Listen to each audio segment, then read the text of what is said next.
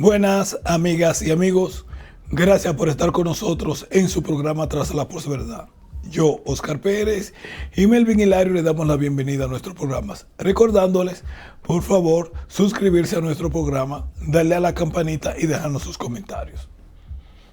Es indudable que el programa de hoy tiene que referirse al cumplimiento del segundo aniversario del inicio de la guerra entre Ucrania y Rusia. Bueno, mejor dicho, entre Rusia y Occidente, o mejor dicho, entre Occidente y el resto del mundo. Porque el carácter con cual fue anunciada esta guerra tiene connotaciones de su principio de implantamiento, mantenimiento de hegemonía mundial. Cuando la guerra empezó, Occidente, en la boca del presidente de los Estados Unidos, se hicieron varias promesas. Y la hizo el presidente de los Estados Unidos, como la hizo también el secretario de Defensa de los Estados Unidos, entre una diversidad de oficiales y pensadores y dirigentes del mundo occidental. Primero, como él dijo en Polonia, era remover a Putin del poder cuando él gritó: este hombre tiene que irse.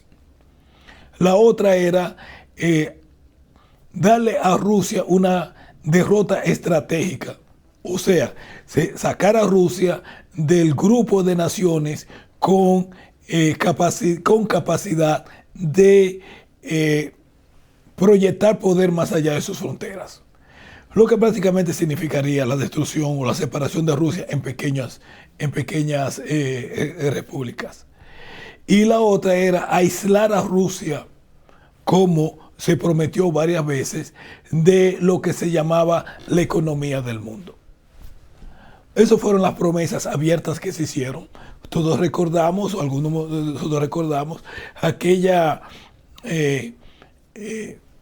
premonición de Condoleezza Rice, estamos hablando de 2019 o 2017, donde ella decía que cualquier guerra convencional en Europa en contra de Rusia vería a Rusia perder y destruir, porque se le acabará el dinero antes de que a Europa se le acabara el petróleo. Bueno, la guerra se ha luchado en tres frentes: el frente militar, el más obvio; el frente económico prometido, y el frente sociopolítico, que tiene que ver con la creación de alianzas a nivel mundial. Si nosotros comenzamos con el más importante, porque fue el que se le dio importancia en el 2022, aunque ahora el mundo esté hablando contado lo siguiente, que era lo que se esperaba, era la caída de la economía rusa. Todos recordamos aquella promesa del señor Biden, donde decía que el rublo, la moneda rusa, se iba a cotizar al 200 por 1 si Rusia se atrevía a invadir a Ucrania.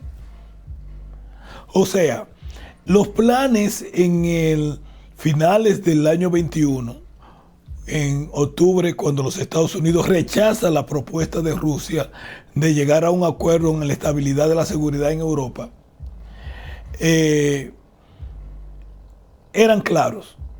Una guerra nos dará a nosotros las excusas, como lo dio claramente el señor Biden, de imponer aquellas sanciones sobre Rusia nunca vistas en la historia de la humanidad, lo cual fueron completamente cierto, y que eso se esperaba iba a crear una debacle económica en Rusia y por ende una protesta de los oligarcas dentro de Rusia, que iban a tumbar a Putin.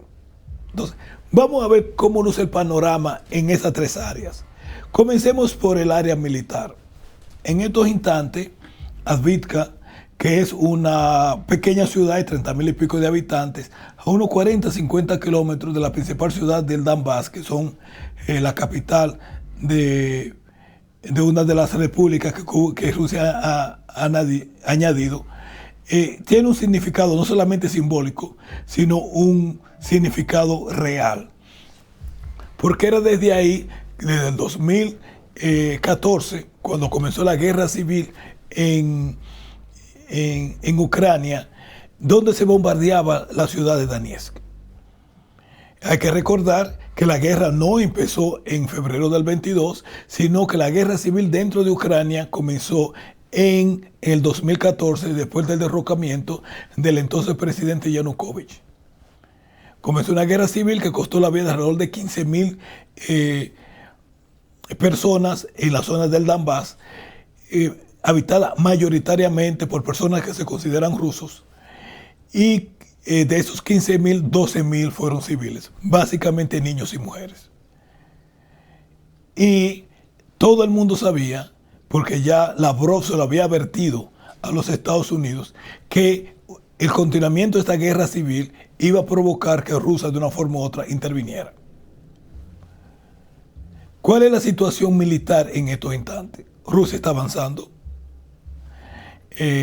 Ucrania, todos los armamentos que la OTAN le ha mandado y que prometió al principio que no iba a mandar, han sido derrotados. Y la pregunta que se hace el mundo entero: ¿cómo es posible que un país con un presupuesto militar de alrededor de 60,000 millones de dólares haya sido capaz de enfrentar y en muchas formas vencer los equipos extremadamente sofisticados de países cuya inversión en conjunto, estamos hablando de la OTAN, sobrepasan 40 veces la inversión de Rusia? Solamente los Estados Unidos gasta, su presupuesto militar sobrepasa los 800,000 millones de dólares.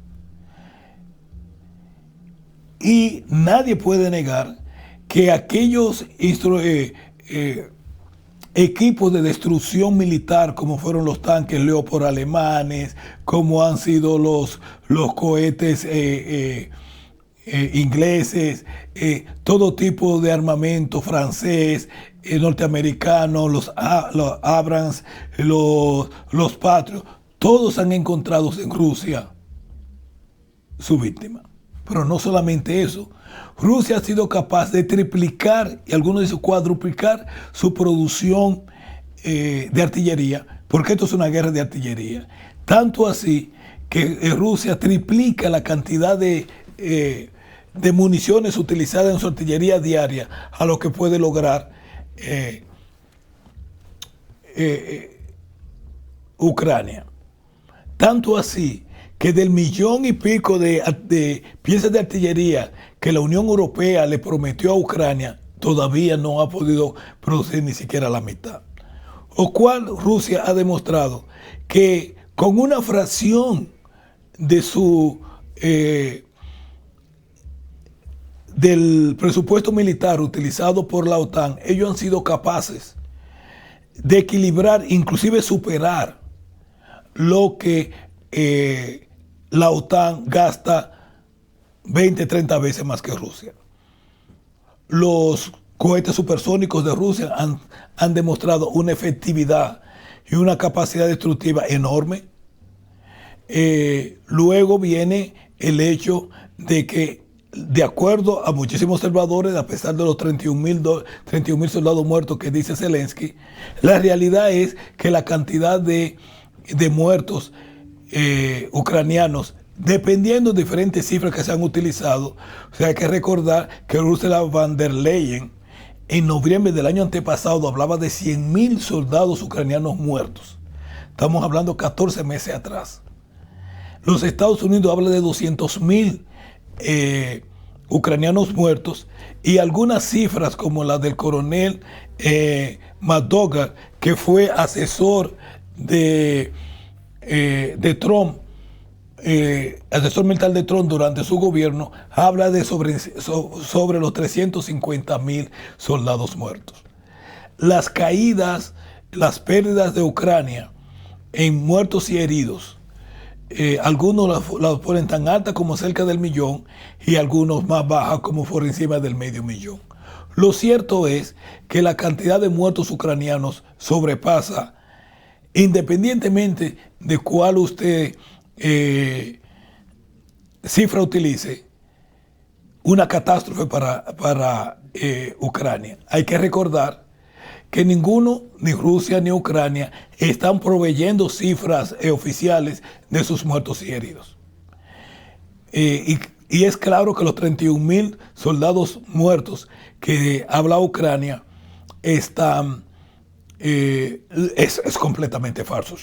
Eso no se lo cree ni la mamá de Tarzán, como decimos en mi país. Pero está Rusia ganando la guerra.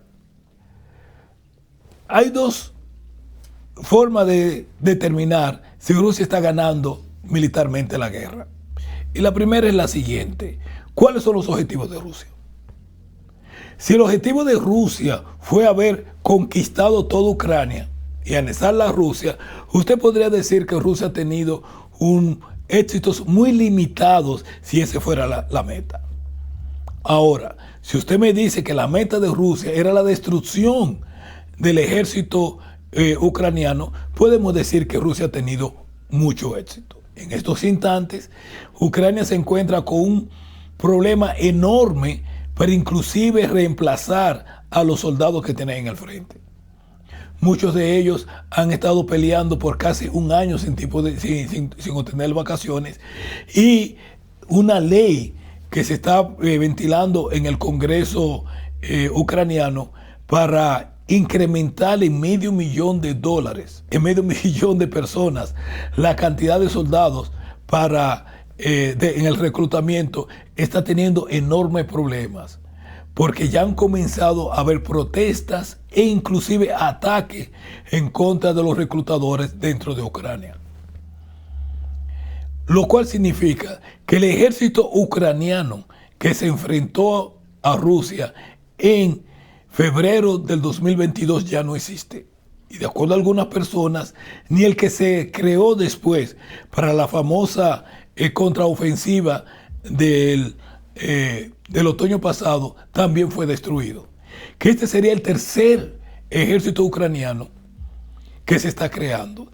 Y si vemos la guerra desde el punto de vista de la destrucción del ejército ucraniano, pues Rusia ha tenido bastante éxito. Otra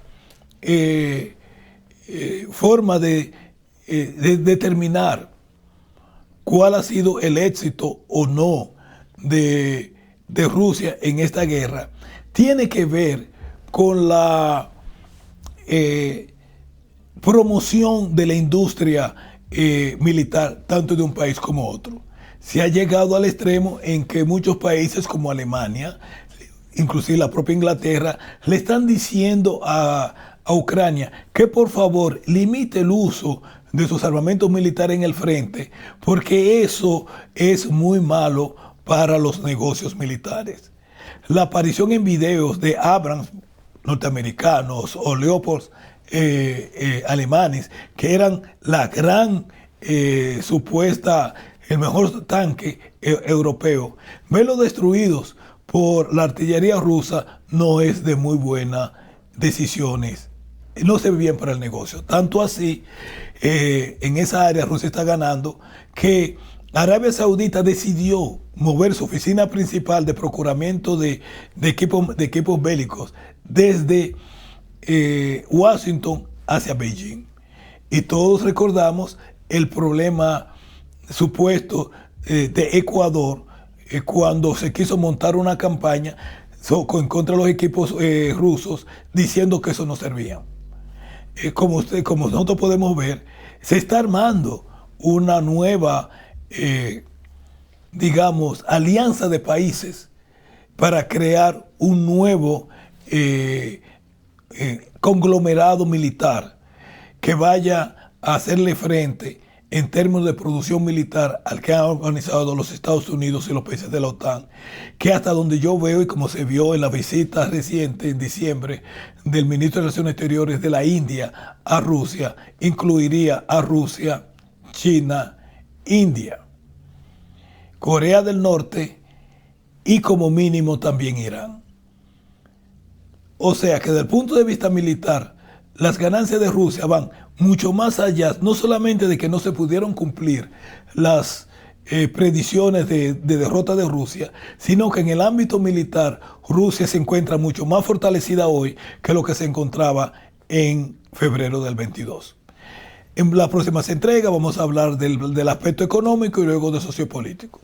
Por favor, sigan con nosotros y recordándole suscribirse a nuestro programa, darle a la campanita y dejarnos sus comentarios.